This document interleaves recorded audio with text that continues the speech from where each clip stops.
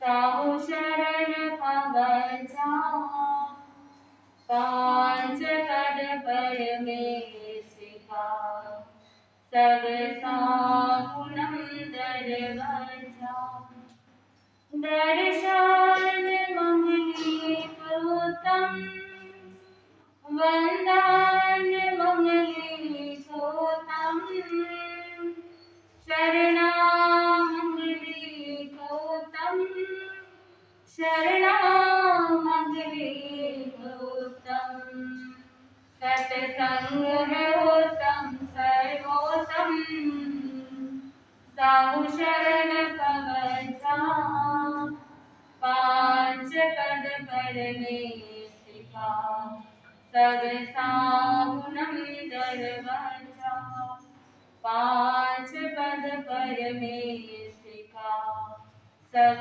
साहुनम दरवजा।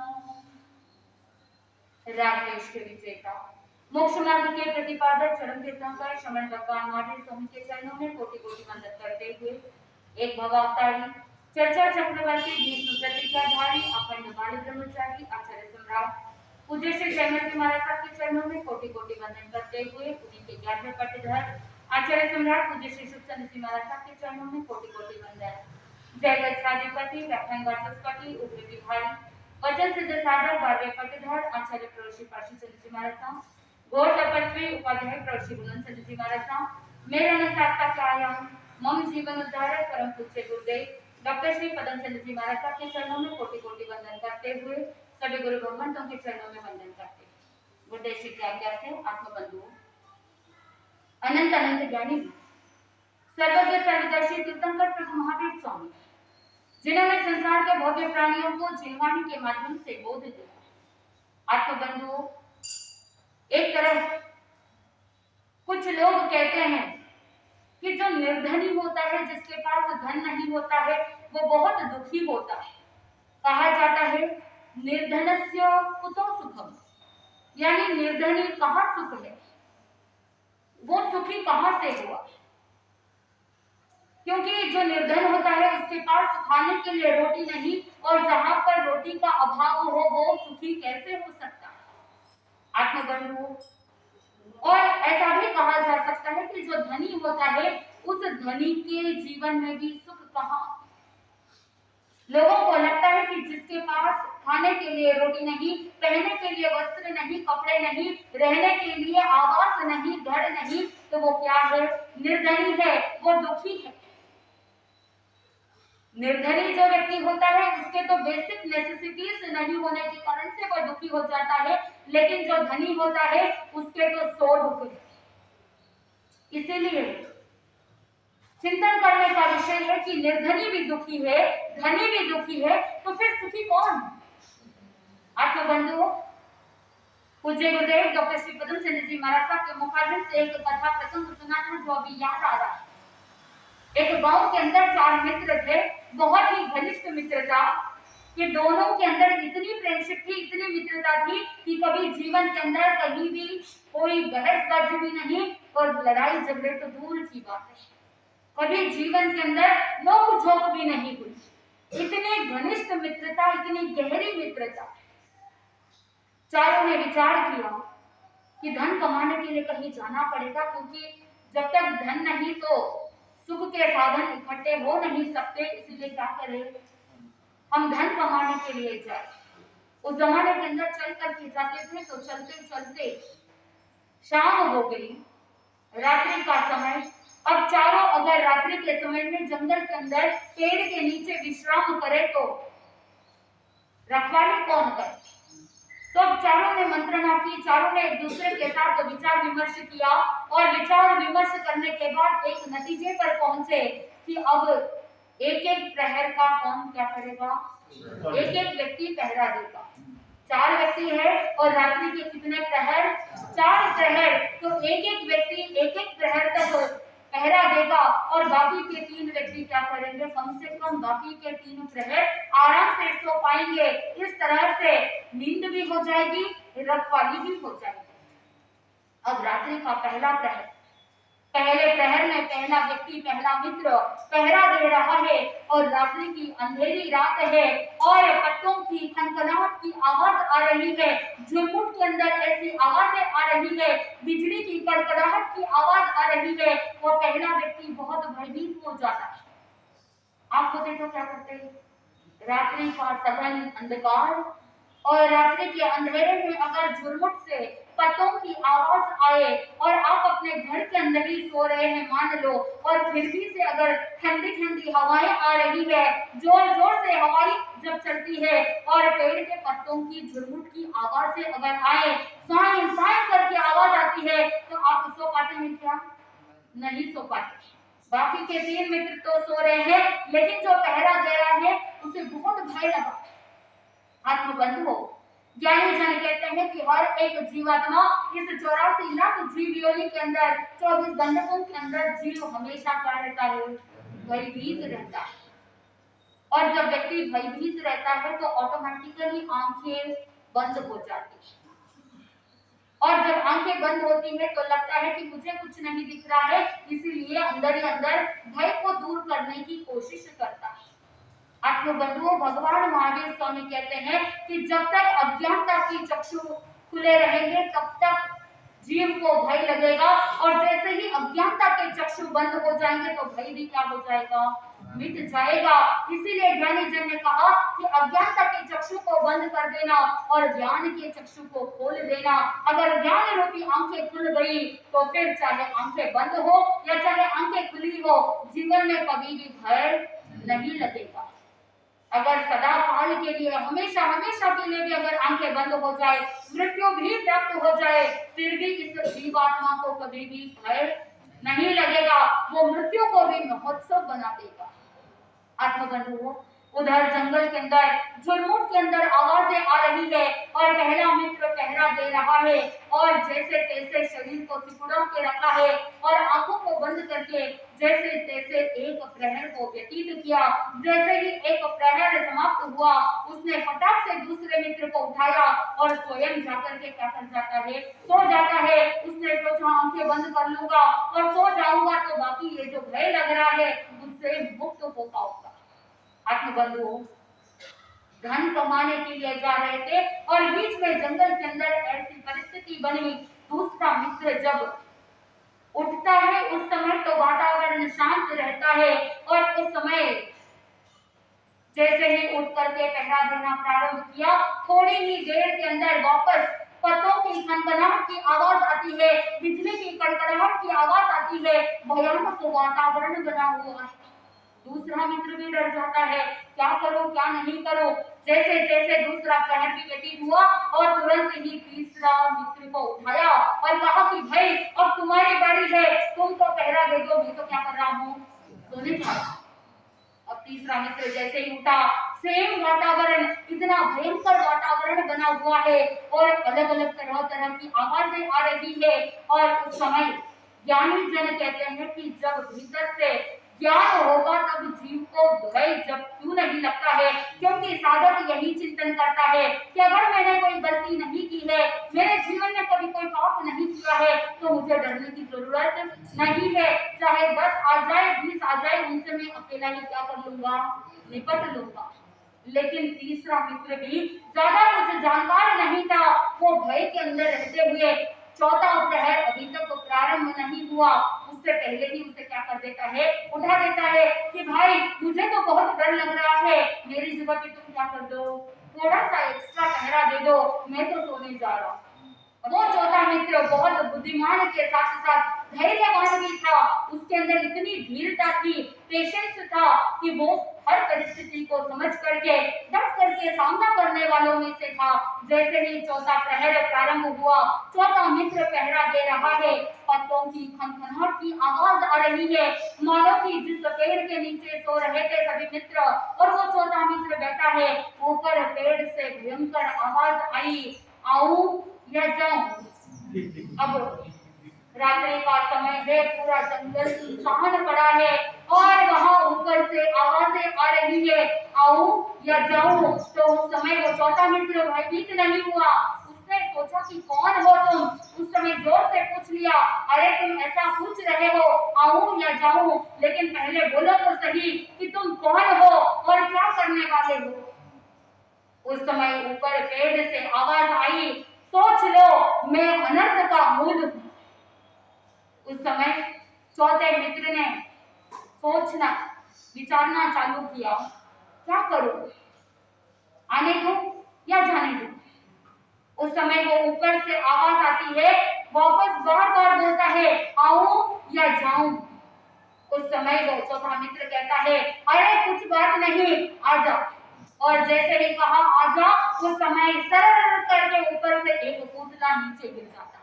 और धड़ाम से जब पुतला नीचे गिरा, चौथे प्रहर का थोड़ा सा टाइम बाकी था। उस अंधकार में तो कुछ आवाज आई, लेकिन पता नहीं क्या गिरा। और जैसे ही सूर्य की पहली किरण उस पुतले पर गिरी, वो सोने के समान चमक धमक रही है। देखा तो सोने का पुतला था। आत्मबंधुओं, जब चारों मित्र जागृत अवस्था के अंदर देख रहे हैं सोने का पुतला है, एक मित्र ने कहा कि हम तो परदेश जा रहे थे धन कमाने के लिए, अब धन कमाने के लिए इधर उधर जाने की जरूरत नहीं है। जितना धन हम कमाने वाले थे उससे कई गुना ज्यादा यहाँ पर धन मिल गया है। लेकिन प्रॉब्लम ये है कि अगर राजा को पता चलेगा तो ये जो सोने का पुतला है ये कहाँ चला जाएगा, राजकोष में चला जाएगा। इसीलिए किसी को भनक भी नहीं पड़नी चाहिए। कैसे भी करके इस सोने के पुतले को, इस जंगल के अंदर तो कोई टूल्स नहीं है, औजार नहीं है, तो इसके चार टुकड़े कर नहीं सकते।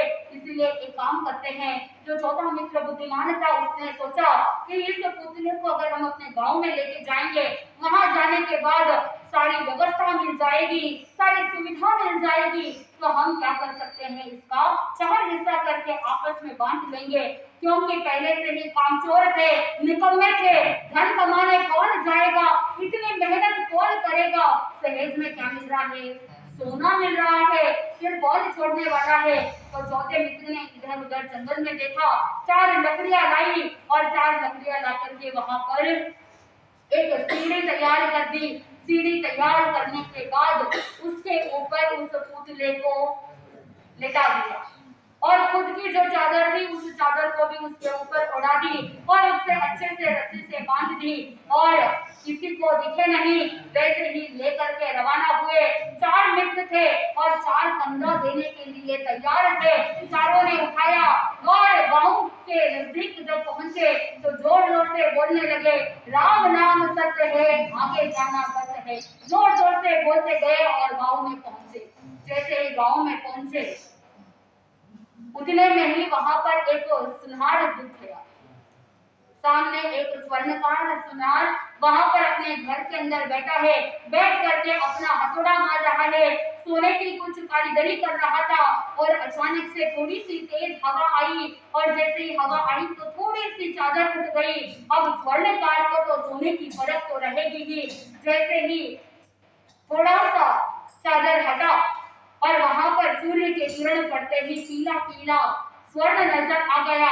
और इसी समय वो सुनार अपने कुल्हाड़े को जोर जोर से, अपने हथौड़े को जोर जोर से पटक पटक करके एरण पर कह रहा है, इस मुर्दे के पीले पांव, इस मुर्दे के पीले पांव। जोर जोर से कहने लगा, इस मुर्दे के पीले पांव, इस मुर्दे के पीले पांव। अब वो चारों सोचने लगे, भाई अब इसको तो पता चल गया है कि ये तो सोने का पुतला है, अब अगर पूरे गांव वालों को पता चलेगा तो हमको तो एक कौड़ी भी मिलने वाली नहीं है, तो क्या करे। और उस समय जैसे ही वो स्वर्णकार बोलता है, इस मुर्दे के पीले पांव, तो चारों एक साथ मिलकर के कहते हैं कि अब चारों वैसे अर्थी उठाए जैसे तो सीढ़ी उठा ही रहे हैं। और वैसे अगर शमशान की तरफ कोई मुर्दे को लेके जाते हैं तो सामने एक और व्यक्ति होता है जिसके हाथ में क्या रहती है, अंडे रहती है। तो चारों ने एक स्वर में कहा, जब वो स्वर्णकार कहता है कि इस मुर्दे के पीले पांव, चारों मिलकर के कहते हैं, हंडिया लेके डूबिया। तो स्वर्णकार ने देखा कि मुझे तो अच्छा मौका मिल गया, अंदर फटाफट फटफट से जाता है और जाकर के हंडी लेकर के वो भी उनके साथ रवाना हो जाता है। अब गांव के बाहर गए, गांव के बाहर जाते ही भयंकर जोर से भूख लगने लगी और इन लोगों ने सोचा कि स्वर्णकार के पास तो औजार भी रहते हैं, अब हमारे साथ स्वर्णकार भी मौजूद है तो हमें गांव में जाकर के इंतजार करने की जरूरत नहीं। स्वर्णकार को कहा कि हम चारों को बहुत भूख लगी है, तुम एक काम करो, अपने गांव के अंदर वापस जाओ, हम चारों के लिए भोजन लेकर के आ जाना और औजार भी लेकर के आ जाना।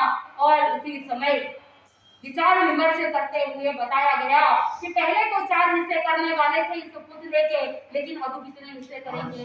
5 हिस्से करेंगे। लेकिन कहते हैं कि अनर्थ का मूल क्या है? धन है, क्योंकि जहां पर पुण्यानुबंधी पुण्य के माध्यम से उपार्जन किया हुआ धन रहता है वो तो जीवन में आगे बढ़ाता है। पुण्यानुबंधी पुण्य के द्वारा उपार्जित धन हमेशा दान की ओर आगे बढ़ाता है, धर्म की ओर आगे बढ़ाता है। लेकिन पापानुबंधी पुण्य के कारण से जो धन आता है, पाप के कारण से जो धन मिला वो धन विनाश की ओर ही ले जाता है। इधर जो स्वर्णकार घर के पास गया, घर में जाते ही उसकी विचारधारा बदल गई। उसने सोचा कि वैसे भी मैं स्वर्णकार हूँ, किसी को कोई डाउट भी नहीं आएगा, भोजन के अंदर क्या कर दूं, थोड़ा सा जहर मिला लो, चारों का क्या हो जाएगा, वहां पर स्वाहा हो जाएगा, तो फिर ये पूरा सोने का पुतला किसका हो जाएगा? मेरा हो जाएगा। दूसरी तरफ उन चारों मित्रों की भी नीयत बदल गई। वो चारों मित्र सोचने लगे कि जब स्वर्णकार आएगा उसके हाथ से भोजन भी ले लेंगे, पेट भर लेंगे, औजार भी ले लेंगे और फिर उसको हम मार पीट करके भगा देंगे और उसका हिस्सा भी हम क्या कर लेंगे? हड़प लेंगे। आत्मबंधुओं, दोनों के अंदर विचारों के अंदर परिणति, यानी जन कहते हैं कि पाप कर्म के कारण से जो धन मिलता है वो व्यक्ति के भावों को भी बदल देता है, नेगेटिविटी की ओर ले जाता है और पाप के कारण से मिला हुआ पैसा जीव को वापस पाप ही करवाता है। पाप का अनुबंध है और पाप का ही उदय है और पापानुबंधी पाप क्या करता है? जीव को पतन के गर्त में ले जाता है। यानी जन ने कहा कि अगर धन अर्जित करो तो कैसे करो? पुण्य के माध्यम से जो धन अर्जित किया जाता है, नैतिकता प्रामाणिकता के साथ जो धन अर्जन किया जाता है वो साधक को आगे बढ़ाता है। इधर वो जो सोने का पुतला था वो कोई पुण्य के कारण से मिला नहीं, इसीलिए उनके भावों के अंदर नेगेटिविटी आ गई, जहर भर दिया। और अब इधर स्वर्णकार को थोड़ा सा ज्यादा टाइम लग गया क्योंकि उसे मार्केट जाना था, जहर भी खरीद करके लाना था, भोजन के अंदर सारा तैयार करके लाने के अंदर थोड़ी सी देरी हो गई। और जैसे ही स्वर्णकार भोजन और औजार लेकर के जंगल में गांव के बाहर पहुंचता है, चारों मित्र एक दूसरे के साथ कहने लगे कि भाई इतनी देरी क्यों हो गई, कितना लेट कर गए, और भूख इतनी ज्यादा लगी थी कि वो एक दूसरे के साथ आपस में लड़ने लगे कि पहले मैं भोजन करूंगा, पहले मैं भोजन करूंगा। दोनों की झुंड में हाथापाई होने लगी और सभी वहां पर एक दूसरे के साथ लड़ झगड़ करके घायल हो गए। आत्मबंधु, सभी इतने ज्यादा लहूलुहान हो गए, घायल हो गए कि सभी मूर्छित होकर के बेहोश गिर गए। अब रात्रि का समय हो गया, सारी लड़ाई झगड़े हो गए और सारे मूर्छित होकर के गिरे पड़े हैं। अब रात्रि का समय, ठीक वैसे ही पुनः चौथा प्रहर और सभी मूर्छित गिरे हैं, लेकिन सबसे पहले होश आया तो उस चौथे मित्र को होश आया और उसी समय पत्तों की खनखनाहट की आवाज, बिजली की कड़कड़ाहट की आवाज और भयंकर वातावरण वापस वैसा का वैसा, और मानो कि वो सोने का पुतला वापस कह रहा है आऊं या जाऊं, आऊं या जाऊं।